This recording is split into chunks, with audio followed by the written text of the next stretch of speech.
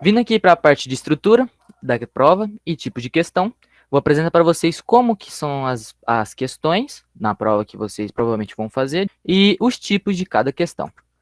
A estrutura da prova consiste, em média, 3 questões principais, 3 problemáticas principais, cada uma com 5 questões, ou seja, uma questão principal, uma problemática, com 5 perguntas cada uma delas. São sempre questões objetivas, então são questões diretas de marcar. Estrutura de prova comum, como a prova do IF, quando tinha o processo seletivo por meio da prova, em presencial, o Enem e concursos públicos. Então você vai ter a pergunta, 5 alternativas e uma delas é a alternativa correta.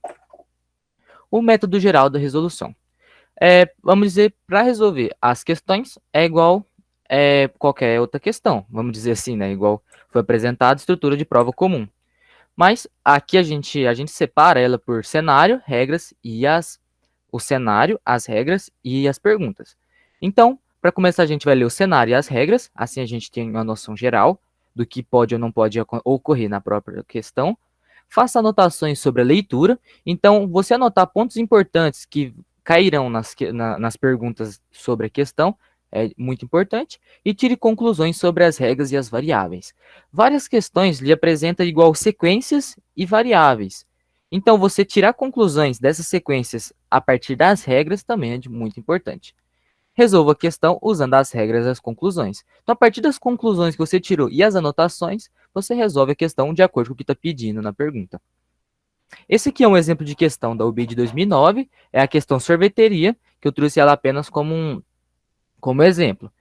A gente tem um cenário, para montar seu pote de sorvete, você precisa escolher 5 dos 7 sabores disponíveis, aí ele dá as variáveis, das seguintes condições se aplicam à sua escolha. Aí vem as regras, que é essa parte de baixo, cada sabor pode no máximo ser escolhido uma vez, W ou Z pode ser escolhido, mas não ambos, Y é escolhido, então V também pode ser escolhido.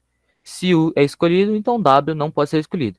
Então a gente coloca aqui, como o pote de sorvete tem vários sabores, mas só que dentro das regras, um sabor não pode estar junto com o outro, um sabor se for escolhido, o outro não pode, e se um sabor for escolhido, o outro necessariamente vai estar junto, então você tem as regras sobre cada sabor ali, então você tem as regras e o seu cenário. Aí vem as perguntas, nessa daqui o exemplo a gente só teve 2, então vamos ler apenas a primeira questão aqui.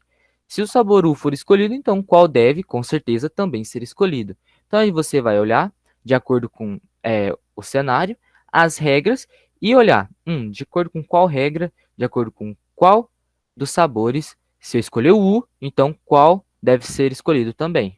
Aí você vai tirar a conclusão e ter a pergunta resolvida.